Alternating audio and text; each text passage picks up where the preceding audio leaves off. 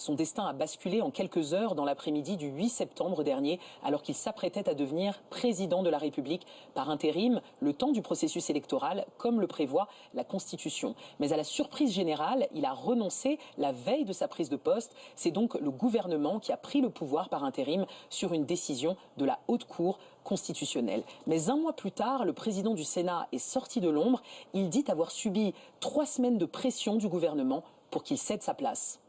J'ai reçu plusieurs pressions venant justement donc du gouvernement qui est devenu collégial, qui prend le rôle de chef d'État par intérim actuellement.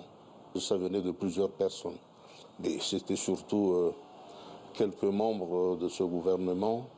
Le chef du gouvernement par intérim n'a pas donné suite à nos demandes d'interview. Alors que s'est-il exactement passé cet après-midi du 8 septembre dernier pour que le président du Sénat n'ait pas d'autre choix que de renoncer? Eh bien, il n'a pas donné plus de détails, mais il a avoué avoir été contraint de signer une lettre de démission déjà rédigée et il a évoqué des menaces de mort.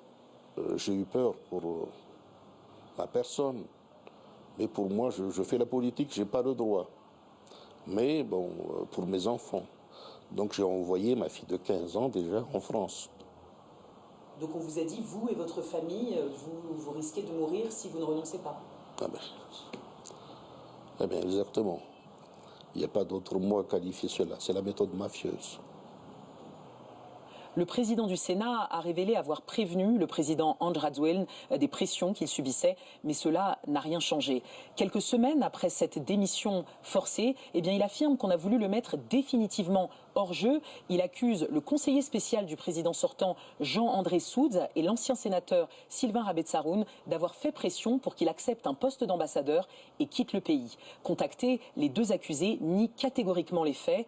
Le président du Sénat avait prévenu les Nations Unies des pressions qu'il subissait. Aujourd'hui, il demande à la communauté internationale de réagir. On en vient aux